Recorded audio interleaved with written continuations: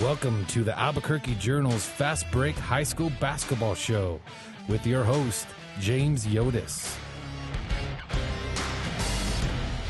This show is sponsored by Western New Mexico University. Hi, everyone. I am James Yodice. I am the high school sports editor at the Albuquerque Journal. Welcome to Fast Break, our high school basketball podcast. And in fact, for the first time in a few weeks, this is going to be a basketball-only podcast as we get ready for the state tournament, which is going to begin in 2 days. It's Wednesday afternoon, as always, when I sit down and record this podcast. So we have the state tournament action beginning on Friday with the girls, Saturday with the boys. We'll have first-round games all across the state. 40 games on Friday, 40 more on Saturday, and then everybody comes up to the metro area for week 2 of state. The girls will start on Tuesday, and the boys will start on Wednesday. So we got a lot to talk about, and I'll try and break this down as quickly and cleanly as I can for you. Of course, the brackets for the state tournament were released on Sunday by the New Mexico Activities Association. So now that we have the brackets, we have matchups, and we're able to kind of talk a little bit about what we might expect over these next 10 days or so. As always, we'll start with the 5A boys, of course. And I've written about this. I wrote about this even before the season began. Volcano Vista is trying to do something this season that no team from Albuquerque has ever done in the largest class, and that is win 3 state titles in a row. It's been done a few times at the lower levels, but it has never been done by any team from Albuquerque, which seems weird. You think it would have happened at some point, but quite a few teams have won 2 in a row, like Volcano has currently, and not been able to get a three-peat. And so Volcano Vista, which has been a one-loss team, they lost a game to Cleveland at the Hobbs tournament back between Christmas and New Year's Day. They have a one-loss season. They're the number 1 seed. They've, for the most part, handled all their business pretty well against the top teams in the tournament. Atrisco Heritage and Cleveland are kind of 2 exceptions, both from their own district. We'll talk more about that in a minute. But Volcano Vista comes in, and number 1 seed, heavily favored to win state in 10 days. We will see how that pans out. You know, they have such a fantastic 1-2 combination with Kenyon Aguino and the freshman David Lunn.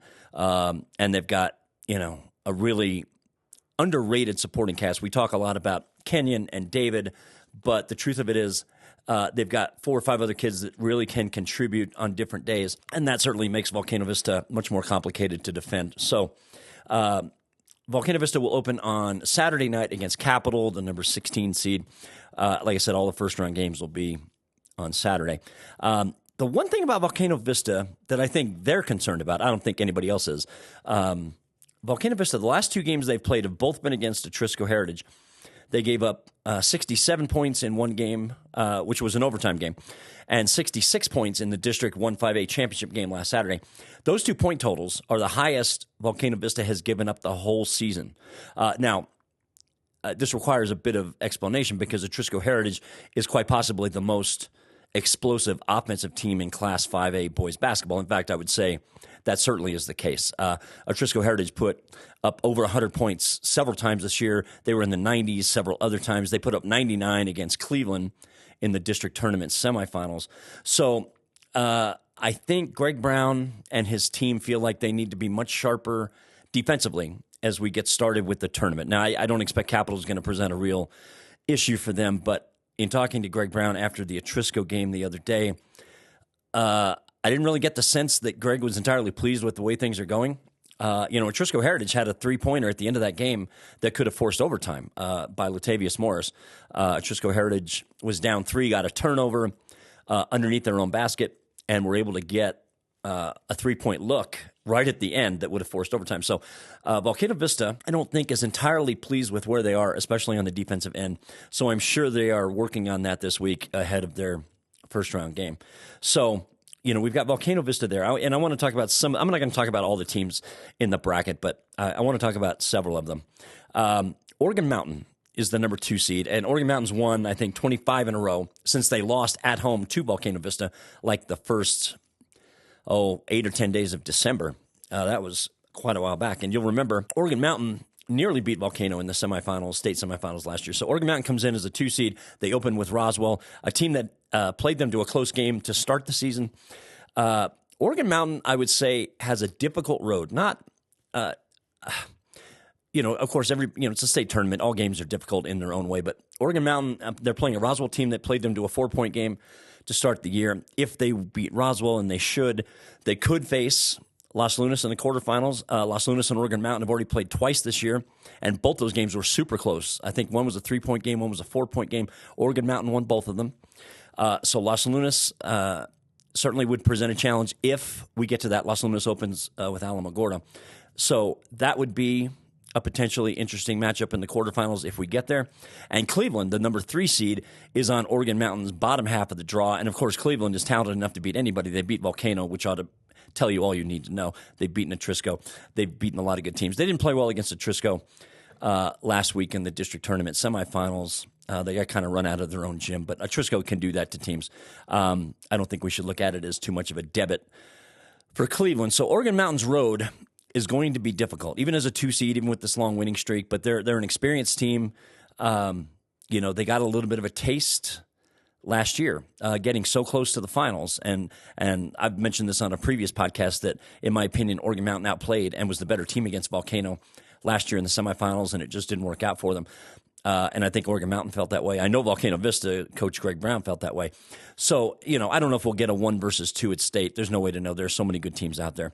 But Oregon Mountain certainly has a difficult road ahead. So if I had to point my direction toward the Knights and whether they had a legitimate chance, sure. They lost to Volcano Vista in December. That's 3 months ago. All teams evolve and become more mature. The chemistry thing is so much better. Plus, Oregon Mountain has, I don't want to say a chip on their shoulder, but they know they can play with Volcano. Even if Volcano beat them up pretty good back in December, Oregon Mountain does feel like they belong on the big stage, and that's probably the biggest thing. They feel like they can get into the pit where it's going to be mostly a hostile crowd against them and play with any of the top Albuquerque schools. Speaking of which, Atrisco Heritage, as we suspected, ended up as the 4 seed. They're going to open with Farmington on Saturday. I believe that game's at 5 o'clock. So if you're talking about best individual player matchup in the first round, boys or girls, any division, I would say this is the game that you should watch. You got Cody Vassar-Steen for Farmington, Latavius Morris for Atrisco Heritage. Both these kids average over 24 a game. Fantastic matchup. And Farmington, you have to remember, Farmington's a 13 seed, which doesn't look good on paper. You have to remember, Farmington, at one point in this season, was ranked number 1 in the state. A lot of people forget that. Now, they only were there a week. After they won the Hobbs tournament and they beat Cleveland, they were ranked number 1 to start the new year. And then they went into Los Lunas, and they were the last undefeated boys team in 5A. They went into Los Lunas, and Los Lunas beat them 49-31, I think, that night. And Farmington was the last remaining undefeated team to fall. But they were at one time ranked number 1 in the state. So they have the respect of the coaches. And so this game with Atrisco is, not necessarily a one-sided thing, even though the seed is 4 versus 13. This is a game to watch out for. Farmington, if they have their act together, this could be a really interesting game to watch. So, if you have a chance to watch it, I won't be at that one. I'm going to be at the La Cueva El Dorado game, and we're going to talk about that one here next. La Cueva is a 5 seed, and La Cueva's played a lot of good basketball over the last 4 to 6 weeks. This is a big team. This is a physical team. This is an extremely athletic team. This is a team that has some shooters, and this is a team that's very confident. I mean, all the elements that you would want for a team going into the state tournament, La Cueva has all these things. La Cueva is the 5 seed. They are opening at home on Saturday at 6 o'clock against El Dorado, their huge rival. El Dorado's a 12 seed. And I looked it up, actually, last night. And this is the first time these two have met in the postseason since they played for the state championship game back in 2012. That would have been Cullen Neal's and Bryce Alford's junior season with those schools. So first time in a dozen years we have La Cueva El Dorado in the state tournament. That's always fun. That's the game I'm going to be at Saturday. El Dorado's certainly capable of winning this game. They've got some kids that can fill it up, led by Josh Jackson, who's been quietly one of the best players in 5A, one of the best mid-range jump shot games of anyone in the tournament, and he's big enough and athletic enough to get to the rack as well. So El Dorado, if El Dorado puts it all together, even though they didn't handle La Cueva very well in the regular season, La Cueva beat them 3 times, all by double digits. That does not necessarily mean that's going to happen on Saturday. I'm just pointing out El Dorado has the horses to put a scare into La Cueva. So we'll see how that goes. Now, La Cueva and Atrisco Heritage would be seeded to meet in the quarterfinals next Wednesday. And I mentioned this only because Volcano Vista is in that part of the draw as well. So if Volcano Vista had to go through La Cueva or Atrisco, they won't have to play them both. At worst, they'd only have to play one of them, assuming one of them got as far as the semifinal round. So that part of the draw is going to be interesting. La Cueva and Volcano played early in the year, and Volcano got them. And we talked about Atrisco and Volcano a second ago. So Volcano Vista's road is not paved necessarily all that smoothly. They're going to have some work to do if they want to get into the state championship game. And if Volcano were to win on Saturday, they would play either West Mesa or Santa Fe in the quarterfinals. Santa Fe is the 8 seed playing at home against West Mesa, the number 9. And I've said this before, and I think everybody knows this. West Mesa probably didn't do enough outside of its district in terms of quality wins to get the kind of criteria it needed to get a home game in the first round. So Santa Fe did. Santa Fe's got some really good quality wins outside of its district, and they did beat Los Lunas inside their district. And I think that was one of the key points as we seeded those two teams, or as the NMAA seeded those two teams. Santa Fe had better criteria outside of its district than West Mesa did.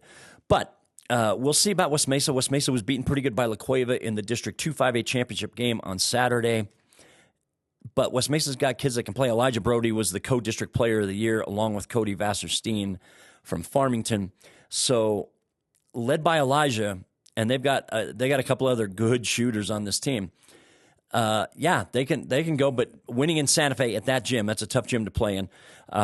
It's a fun gym. It's one of my favorite gyms to cover a basketball game in at Santa Fe High School. But it's a tough gym to play in, and it's going to be a really hostile environment. A really hostile environment for West Mesa on Saturday. So we'll see how that plays out. Now, real quick, Jalen Holland, we mentioned he and his Los Lunas Tigers are opening at home against Alamogordo. Los Lunas is one of those teams I'm not sure about. They're a 7 seed. Jalen Holland is good enough to put that team on his back and win a couple of games at the state tournament. That would include this week against Alamogordo, a team that has beaten Los Lunas, by the way, earlier in the year, and Oregon Mountain, a team that Los Lunas played close twice and just came out on the short end. But Los Lunas is one of those teams you're not sure about because Jalen is capable of putting up 45 points. The kid is a good distributor. He probably doesn't get enough credit for that, but he does a pretty good job finding open teammates when opposing defenses come up on him and are trying to take away his dribble and drive game, trying to get out and get a hand on him before he shoots a three-pointer. Of course, Jalen is 6'4". He can shoot over pretty much anybody he wants. But, teams are trying so hard to make sure he doesn't beat them. And he's got enough of a supporting cast that you have to be careful of this. And so Los Lunas is one of those teams. We will see how it pans out. But they got a team that could win a game or two in the postseason. They'll be an interesting team to keep an eye on. Education and training at Western New Mexico University is accessible from every corner of the land of enchantment, providing limitless opportunities for success for more than a century. And now, through the New Mexico Opportunity Scholarship, tuition and fees are covered for anyone looking to start or start over. Along with free tuition, books are always included for every WNMU student. Assuring your only worry is how far you can actually go. Lift off toward your future and endless potential at WNMU today. Okay, let's jump into the Class 4A boys bracket. And we will start with a little bit of the snafu that occurred the other day with the NMAA. When the bracket came out about 5:30 or so on Sunday, Valley was listed as the number 1 seed. Highland was listed as number 2. The NMAA, a couple of hours later, announced that it had redone the bracket and that Highland should have been number 1. And so they adjusted it and just basically flip-flopped Highland and Valley. So Highland is the number 1 seed, Valley number 2. I would say Highland jumps into what I consider a little bit more of the more unfavorable part of the draw, and I'll tell you why. Academy Albuquerque Academy, the defending state champion, is the number 4 seed. St. Pius is the number 5 seed. Both those teams are in the top half of the draw with Highland, and both those teams beat Highland during the regular season. Pius, as a matter of fact, has been a regular thorn for Highland the whole year. They've played a few times, including a couple of overtime games. Pius beat them once at the end of the regular season. So Highland conceivably might have to go through Academy, which beat them in the regular season and actually dominated that game for 3 quarters, and then Highland rallied like crazy. I was at that game. Highland rallied like crazy, almost pulled it out after being down, I think, 20-plus points in that game. But Academy beat Highland. St. Pius beat Highland just the one time. Highland, I believe, they played 5 times this year. Highland's won 4 of the 5, but all of them were close. So St. Pius is sitting there, but St. Pius and Academy would, if they both advance in the first round this weekend, would have to play each other in the quarterfinals. So Highland, much like the Volcano Vista instance in 5A, Highland, conceivably, if the seeds hold, would only have to play either Academy or St. Pius. They wouldn't have to play them both. And a last note about Highland and Valley, real quick, before we move on and talk a little bit more about this bracket.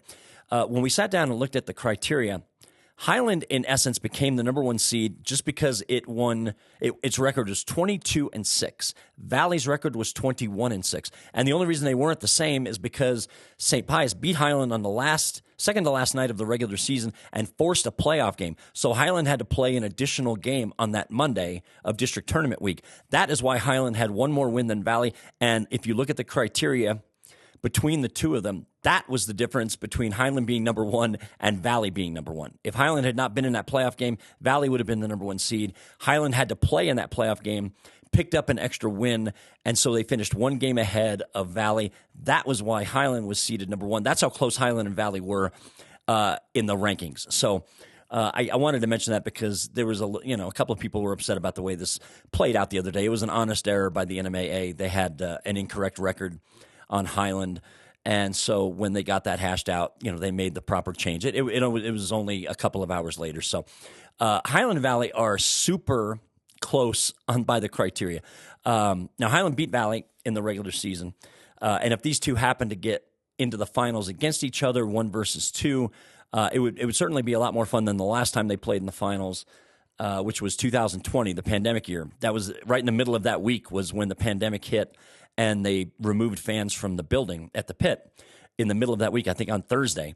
So when Highland and Valley played on Saturday, it was practically an empty building. There were just only a few dozen people in the whole building. So it was a very odd environment. So I think if we end up with that championship game, we'd have a killer environment. But we have so many other teams in this bracket, which we're going to talk about, who can get in the way.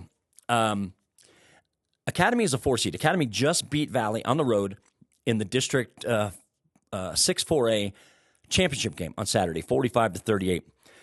Their superstar player, Joe Jack, who's one of the best players in 4A. He's one of the best players in the metro area in any class. He had double-doubles both in the district tournament semifinals against Hope, and then he had another double-double in the district tournament championship game against Valley. So Academy, the defending state champion, just kind of fired a shot across the bow. Now remember, Academy beat Valley in a close game in the state tournament last year in the semifinal round. Academy beat Hope pretty handily in the championship game in 4A. But so Academy is away from Valley. So is St. Pius. Highland's going to be on that part of the draw. And then you have Valley as the number 2 seed in the bottom half of the draw. Still a very potent team. And you've got Hope Christian at number 3. Now, if you think about the top 5 teams in 4A are all from Albuquerque, which is just astounding, and they all earned it with their fantastic seasons. These are all high quality teams, and they put together the 5 best resumes of anybody in 4A. And so we're talking Highland 1, Valley 2, Hope 3, Academy 4, St. Pius 5. So just incredible that the city could have the top 5 teams in this bracket. But it shows how much depth we have here in the city. And you know what? All these teams beat each other up during the regular season. Highland beat Valley. Valley beat Academy and Hope. You had Hope beat Valley in overtime. And those two could play in the semifinals at state if the seeds hold. Academy beat both Highland and Valley. And then you had St. Pius, as I mentioned, who beat Highland. So all these teams have had success against the others in some form or another. So, we're not guaranteed of a Valley Highland final. We're not guaranteed to have two Albuquerque schools in the final, for that matter, which leads me to the team I think that should be on everybody's radar but isn't, that we might be talking about after the tournament, and that is Artesia at number 6, the highest seeded team outside of the Albuquerque schools. Artesia's coming up here, and even though the Albuquerque schools will have a bit of the backyard advantage, Artesia's had an excellent season, and they're coming up here, and they've been listening to people talk about how great these 5 Albuquerque schools are all season. Probably a little sick of it, probably eager to kind of get in the way and make a little bit of a run themselves. Now, I mention this because Artesia is in the bottom half of the bracket where Valley and Hope are. So if Artesia wins its first round game, and that's against Taos, then you would have Artesia playing possibly Hope Christian in the quarterfinals. And you have to remember, if we got just file this away for next week. If Artesia happens to get Valley in a semifinal game, if that were to happen, these two teams played an overtime game back in the middle of December in Artesia. Valley won in overtime. So Artesia knows full well it can play with the best teams up here. Just because they don't play a schedule that includes most of the teams here at Albuquerque doesn't mean they can't come up here and make some noise. So I would say pay attention to Artesia next week. That is a team that could just kind of sneak under the radar and disrupt all of this. That's certainly something I'm anxious to watch in the 4A bracket. Okay, let's move along. Talk real quick about the rest of the boys' brackets, Class 3A, Class 2A, Class 1A. Interestingly enough, the 3 teams seeded number 1 in 3A, 2A, and 1A. That's Robertson in 3A, the Academy for Technology and the Classics, or ATC, out of Santa Fe in Class 2A, and then, of course, Magdalena in Class 1A. All 3 of these teams are seeded number 1 this year in their brackets. All 3 of them lost in the state championship game last March. ATC is probably the most interesting of these teams. They lost a close game to Pecos in the 2A final last year at the Pit. ATC has been the best team out there in 2A all season. They almost beat West Mesa, actually, going back to the Belen tournament in the middle of December. I think that was like a 3 or 4 point game. So ATC can play with a lot of teams. So it's kind of their tournament to lose, I would say. Of course, there are always some good teams out there that are going to challenge, but ATC is certainly a team we'll watch. Robertson in 3A, I didn't get a chance to see them. I did see the team seeded number 2, which is Navajo Prep, another team that's really good. Navajo Prep beat Highland, which will tell you all you need to know about Navajo Prep. They beat Highland going back to the Rio Rancho tournament between Christmas and New Year's. So Robertson's going to face some challenges. But the Cardinals have been, sensational the entire season, a well-earned number 1, but they're going to face challenges along the way as well. And then you have Magdalena, of course, a traditional Class 1A power. The Steers never fail to entertain, and they have been, if you look back over the last probably 8 or 10 years, Magdalena has been by far the top Class 1A boys program. So Magdalena will be, I think, rightfully heavily favored. I think they just have 1 loss as we get ready to get started with the first round on Friday, and then of course week 2 begins for the boys on Wednesday at the Pit at Bernalillo High School at the Rio Rancho Event Center. So we've got all of that to look forward to. So let us segue now to the girls. And we've talked about this before. The girls' Class 5A bracket is very much like the boys' Class 4A bracket. It is top-heavy with really good teams, and you've got 4 or 5 options in terms of a team that could win it all. I think that's not a stretch to say. We talked about the 4A bracket in the boys a few minutes ago.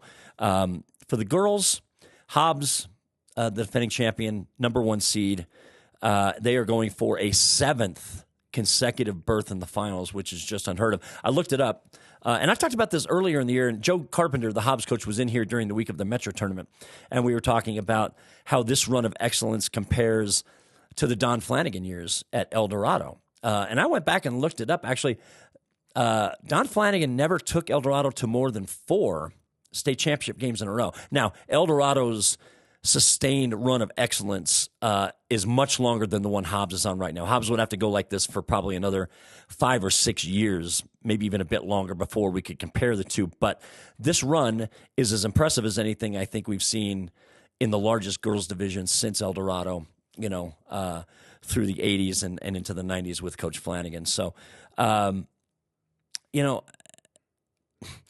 Hobbs came up here. I saw them play a couple of times at the Metro tournament. They lost to La Cueva in the semifinals. Then they came back and beat Sandia in the third place game. And Hobbs was not at 100%. They were missing one of their key players on the weekend at the Metro tournament. So I think they're back to full strength. They're certainly going to be a formidable team to beat when we get into the state tournament. They're opening with Las Cruces. As I said, all the girls' games in the first round are on Friday. So the Eagles kind of showing the way as they have been quite frequently over the last half dozen years. Now, on the bottom half of the bracket, you have Sandia at number 2, Farmington at number 3. Those teams have run into each other several times. They're both in the same district. Sandia won the district tournament championship game over Farmington last weekend. So Sandia strong number 2, even with that largely underclassmen-led lineup. Remember, Sandia's top 3 players really are still just juniors, led by Sydney Benally. So Sandia is going to be right there in the mix. We could see a Sandia Hobbs final perhaps on March 16th at the Pit. We'll see. There are a whole bunch of good teams that could be in the way. Like I said, Farmington's in Sandia's half. And Farmington didn't have much success playing Sandia at Sandia's gym, but of course this game would be at the Pit. Farmington will bring down a big crowd. And as a quick sidebar, one of my favorite stories from last weekend was the Sandia athletic director, Chad Accox, told me that when he arrived at the Sandia gym at about 4 o'clock last Saturday, and Sandia and Farmington were scheduled to play at 6 o'clock, there was already a long line of people waiting to get in, all of them Farmington fans. And so what Farmington did, and this is kind of old school, I haven't heard of this in a while, but I'm sure it still goes on, Farmington really just stuffed the ballot box more or less, and they just crammed the gym with a large percentage of their own fans. And I think caught Sandia a little bit off guard. So they eventually had to close the gym and stop letting people in. I do not know how many of those fans might have been Sandia fans who showed up at the start of the game and couldn't get in thinking, what did I miss? But all credit to Farmington. I love moves like that. That's a real boss move. I used to see this all the time back in some boys basketball gyms going back to the late 80s, early 90s. So Farmington playing Sandia in the Pit will be different than playing at Sandia High School, I think. So we'll see how that pans out. Sandia opens with Alamogordo on Friday at 5 o'clock. I'll be at that game, and then I'm going to be covering a game at 7 o'clock around the corner at El Dorado. So on the top half of the draw, Volcano Vista is seeded number 4. Now, of course, Volcano Vista and Hobbs have played in the last 4 state championship games. They will not play in the state championship game this year because they're both in the same half of the draw. They would be seeded to meet each other in the semifinals. So Volcano, which has been in the state championship game 4 years in a row itself, has had a really nice season, and they are certainly capable of beating Hobbs. Hobbs is a super young team. Volcano Vista still has T.T. Hill, their fantastic center/forward, who's good for 20 and 15 a night if you're not careful. And Volcano Vista's guards probably don't get enough credit for the job they've done. After Jalen Bates and Natalia Chavez graduated last year, went to UNM, or the year before, I should say, and went to UNM, people thought, there'll be a drop-off without those two. Volcano Vista's guards are pretty dang solid, led by Mila Espinoza. So they've got a nice group and certainly capable of beating Hobbs. Lisa Villarreal, the Volcano coach, she's as good as a game manager as there is in any classification, I would say, in girls basketball. She has a brilliant basketball mind, and her teams always find a way to execute on the biggest stage. So we'll see if we get Volcano Vista and Hobbs in the second week, and they wouldn't be seeded to meet until the semifinals. We'll have to see. And one quick note I wanted to mention about Volcano Vista. Volcano Vista is opening at home on Friday against Cleveland. I can't take credit for this. Gary Herron, the longtime sports writer for the Rio Rancho Observer, texted me the other day and said that Volcano Vista has beaten Cleveland, and Cleveland and Volcano are in the same district, of course. that Volcano Vista has beaten Cleveland's girls 31 times in a row. And I texted him back. I'm like, 31? Question mark. That's how much dominance Volcano Vista has had over Cleveland. So Volcano going to be heavily favored to get into week number 2. We'll have to see how that goes. A couple other games and teams I wanted to mention. So if Hobbs advances as they should, they would play either La Cueva or Rio Rancho in the quarterfinals. La Cueva is the 8 seed. Rio Rancho is the 9. Now, District 2-5A, the Sandia, Farmington, El Dorado, La Cueva district, all 4 of the top teams in that district got into the top 8 and got a home game. La Cueva was the team I think we were all looking at, trying to figure out whether their resume was enough to get them into the top 8. And it was. I mean, look, La Cueva beat Hobbs, and La Cueva beat Kirtland Central, the number 1 seed in 4A. Those are as 2 impressive wins as anybody's had all year over anybody. So even though La Cueva didn't play great in district, I think they went a combined 1-5 against the top 3 teams in the district: Sandia, Farmington, El Dorado. And the one game they won against El Dorado, Bella Hines got hurt late in the first half of that game and didn't come back. So La Cueva did not have a ton of success inside its district against the teams that were above them in the standings. But La Cueva's got a good matchup here against Rio Rancho, which has a super young team. This is going to be one of those teams in a couple of years, kind of like Sandia was 2 years ago. In a couple of years, I think we'll be talking a lot more about Rio Rancho being a challenger and possibly a contender in the 5A division. This is a young team. Maddie Martinez, their 8th grader, who we talked about a few weeks ago after a 41-point game against Volcano Vista. This is a young team, but very talented team. They're not a number 9 seed by accident. This is a good young team, and they can play, and they have the potential to beat La Cueva. I mean, this is an 8 versus 9 game, so don't just dismiss Rio Rancho because they're younger. But La Cueva with Eva Love, with Jordan Dyer, they've got the experience advantage here in the postseason. I don't put much stock in playing at home in the postseason. Usually the better teams win, not necessarily because they're at home. So La Cueva has the edge because I think their guards are more veteran and been through the wars, so to speak, a little bit more than Rio Rancho. So if La Cueva wins, La Cueva would get Hobbs in the quarterfinals, and of course they haven't played since the Metro tournament when La Cueva played great in the semifinals and beat them. So we'll see how that plays out. Now, on the bottom half of the draw, assuming Sandia wins, Sandia would play either El Dorado, the number 7, or Albuquerque High, the number 10 seed. Of course, Bella Hines and El Dorado trying to get to the pit. I think basketball fans are in general agreement. They'd love to see Bella Hines on Bob King Court in a state tournament environment. She hasn't had that chance as an El Dorado Eagle yet.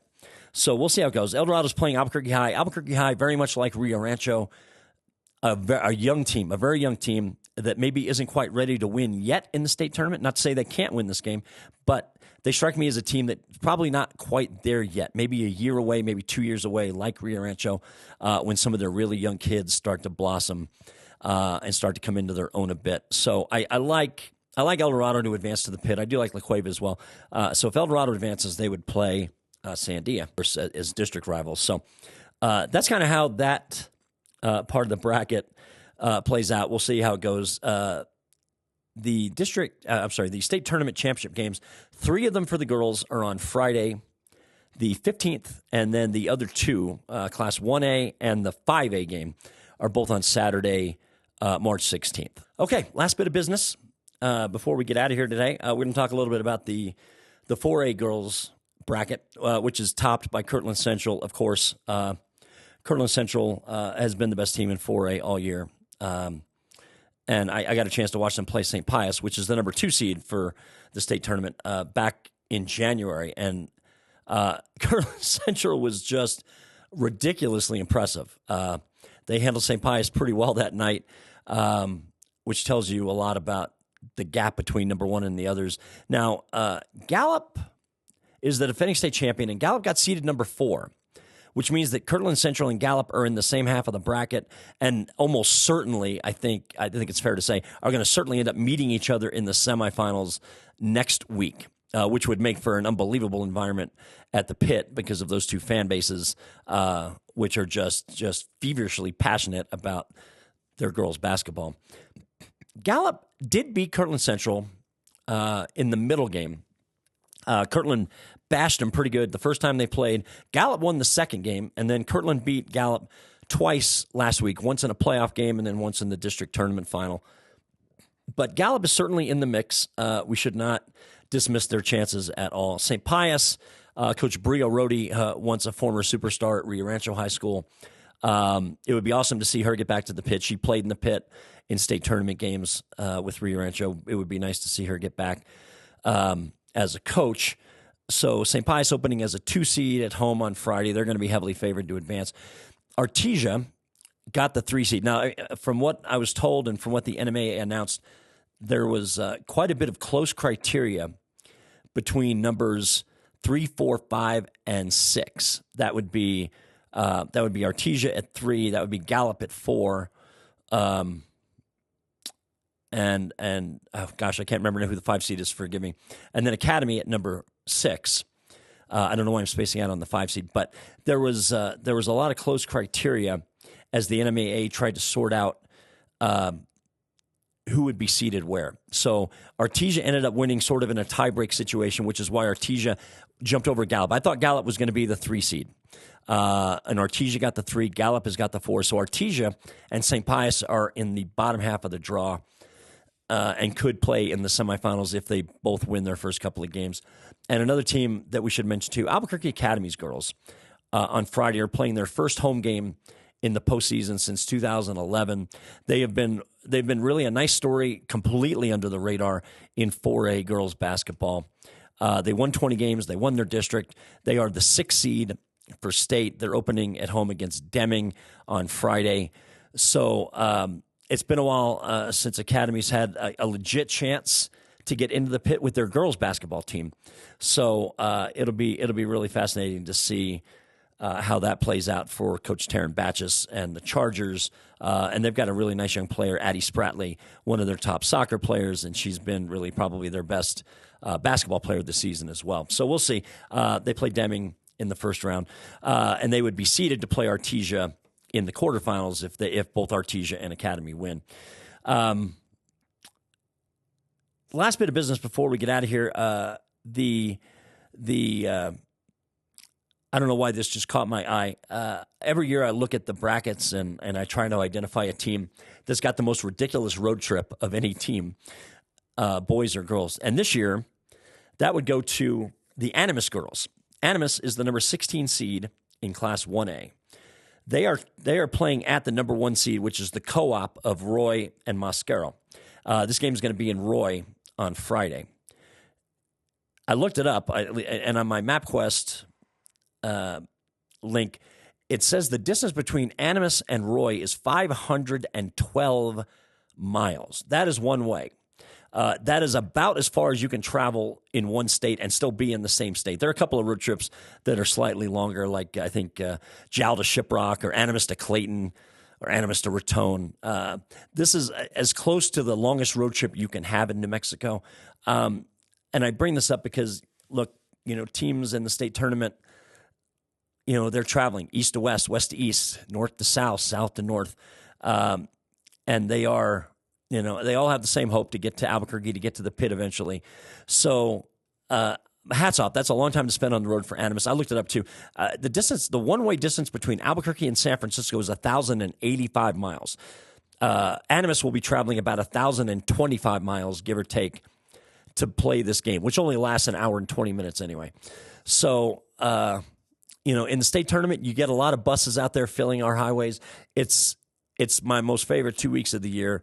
It's a fun time. Like I said, everybody has that hope of getting up here and eventually holding that blue trophy. And, so best of luck to all the teams out there, all the boys teams, all the girls teams.